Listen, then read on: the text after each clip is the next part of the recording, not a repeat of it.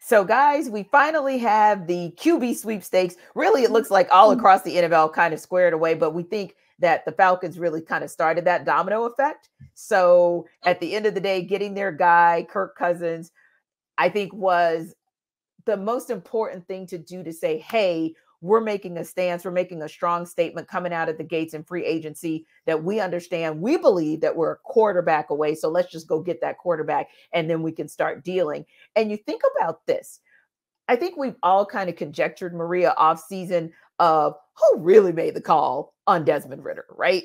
We kind of always thought Marcus Mariota, that was kind of an Arthur Smith call, but Desmond Ridder, that was kind of questionable. Well, now it's interesting to kind of see where the influence came from as we are, I guess, like a week or so removed from Kirk Cousins becoming a Falcon. How much influence do you think that Raheem Morris had in bringing in a veteran QB like Kirk Cousins for the vision that he has for a team that thinks they're a quarterback away? Yeah, I mean, I think he had a ton of influence, although I do know that, you know, the previous regime talking about Arthur Smith and Terry Fontenot as a tandem, obviously Terry's still here, but I do know that they had thoughts of veteran quarterbacks this past offseason. So it's not like this is a brand new idea. It's not like Raheem, at least in my opinion and my belief, I don't think that he came in and said, this is the way it's going to be or nothing. I think this was really a collaborative effort, but I do think that for head coaches, in my opinion, it's very tricky to tie yourself to a rookie quarterback or someone who is just getting started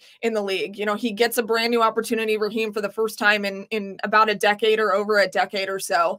I don't think you want to link yourself to someone who's still figuring it out, right? And everyone is very upset by. So in his mind, it's let me go get somebody who at least I know what he can do. Kirk Cousins has shown you that for 12 years. Granted, the Achilles is new, but you know what he did before. He's been consistent throughout the 12 years that he's played in the NFL. So I think Raheem definitely came in here and said, look, we got to make a change. This is very clear that the quarterback play sent the previous coach out the door. He even said that multiple times. So what can I do? I can go get a veteran who I know will win us games. That I think was where he started. And then you could see he's building the pieces around in some of those free agent signings that they did offensively specifically. They're trying to elevate Kirk and not just lean on all the young guys who are very talented, but also trying to get some veterans around him too. So I think Raheem had a good influence on it. I just don't think it was completely him. Yeah. And I think when you have the opportunity to have a veteran QB like a Matthew Stafford and see what he was able to do, it's kind of hard to look away. And I always say like deep veteran experience versus light veteran experience, because it's not like Justin Fields doesn't have a couple years and it's not like he's a rookie, but more of that deep, like you said, over a decade of experience of showing a consistency there that does matter. But you're right, Maria. There were talks and have been talks about a veteran, because Taylor Heineke may not be a deep veteran, but I mean, Jarvis, he's a veteran nonetheless that was brought in to kind of be QB2, but also kind of to be a little bit of a competition, if you will, with Desmond Ridder. But where do you kind of see the influence that Raheem Morris had, or kind of his imprint? And I'll kind of expand it to what Maria said, not just imprint on the QB, but kind of imprint across how he's building out his offense. I think he took a look at this roster and kind of understood that, hey, they were a quarterback away. Like Maria mentioned, he said that, hey, if they had better quarterback play, he wouldn't be here. Arthur Smith would probably still have his job.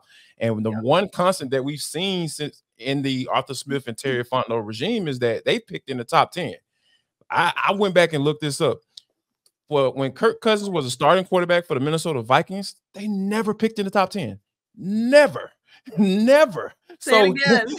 Right, for the people in the back.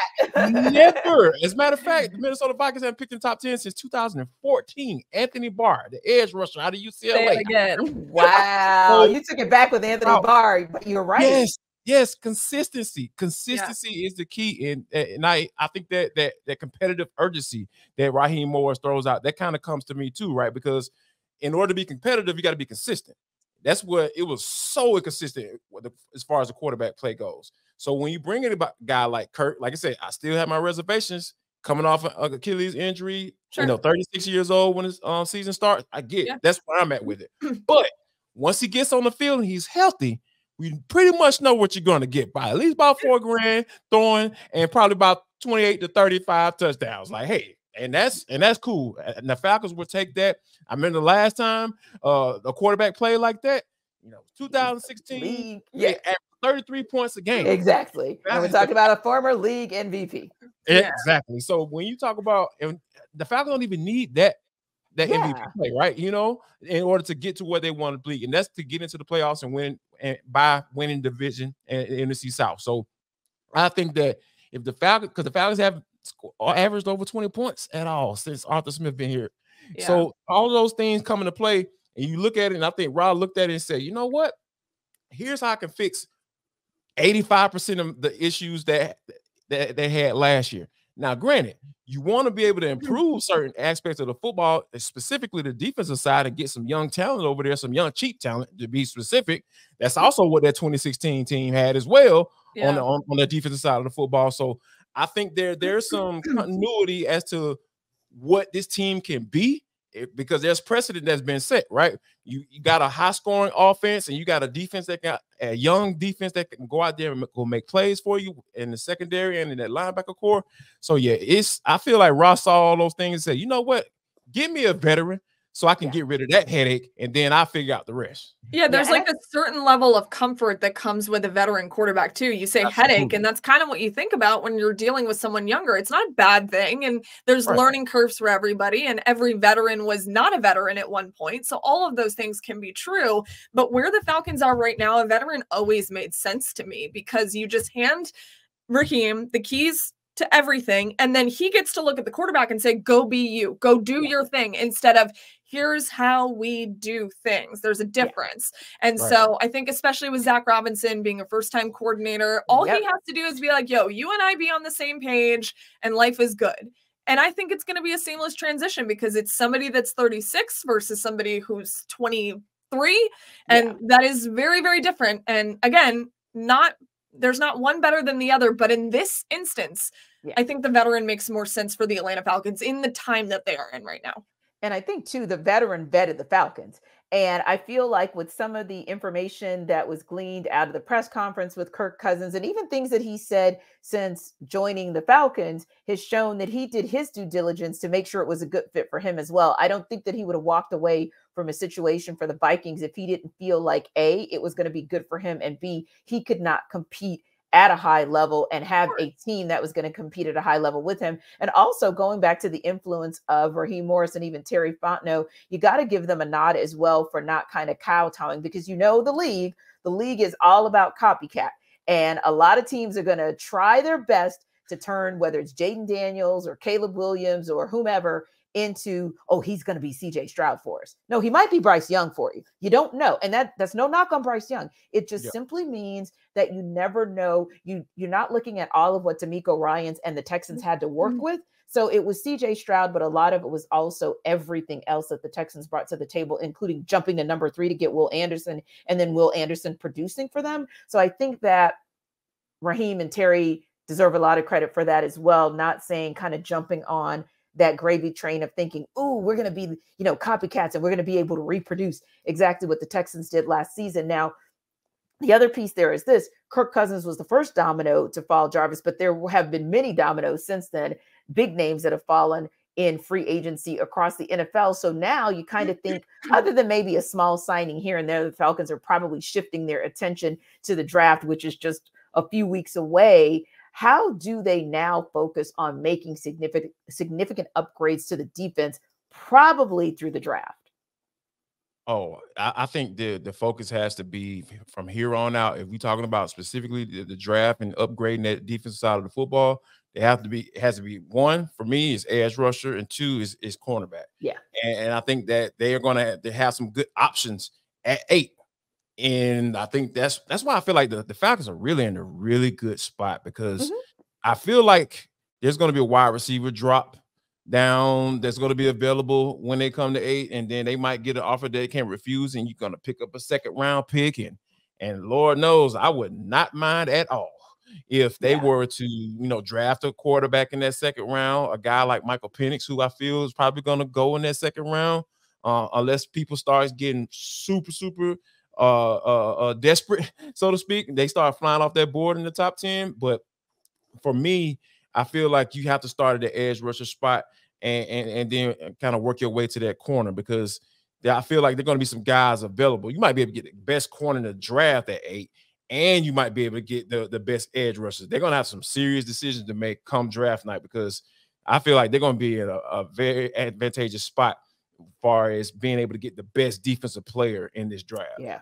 And I think too, Maria, I would agree with the Falcons being in maybe the most viable position that they've been in some time, because now they've gotten their quarterback out of the way. Now they can start to play around, and they put a few pieces around him as well. And in addition to maybe trying to decide, do you go with that edge rusher or do you get a corner? You kind of think about that O-line, and it's not perfect. It's still going to need some pieces. And you got very lucky with Matthew Bergeron being able to get up to speed so very quickly. But that's another place where if there's an O-line run sort of at the top of the draft, and that gives them an opportunity to maybe get a really good one in that second run. Or, hey, look, I wouldn't be mad if they got an O-lineman in the first round either. Like, I truly would not be. It just kind of has to be the right one on the right side. You know where I'm going with that one.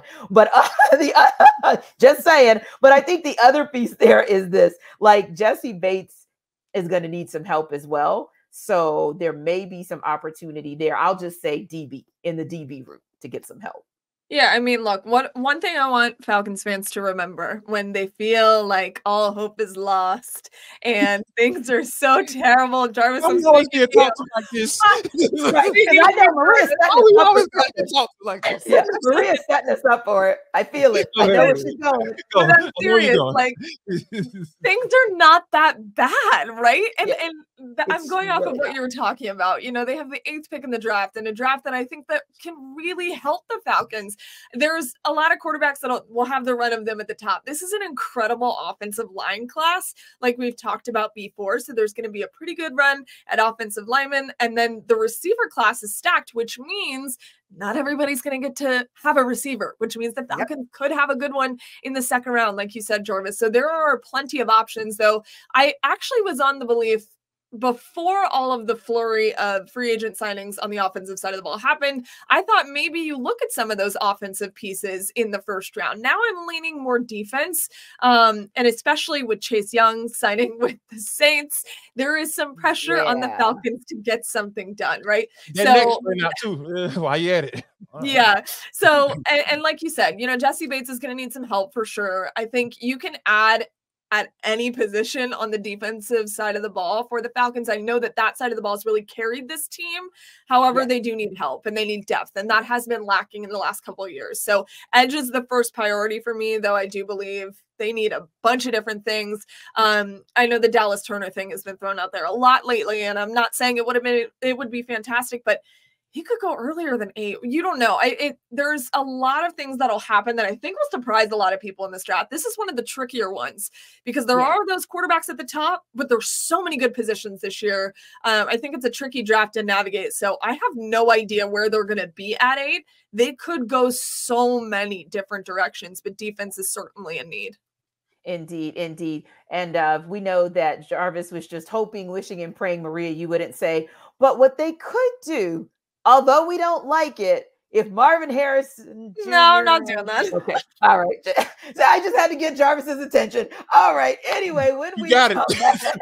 You got it. My ears are peaked. I want to make sure his ears are peaked because, that's what I do. But anywho, I've got a question for you guys. Is it finally Dre Day? I know you're going to tell me on the other side when we go around the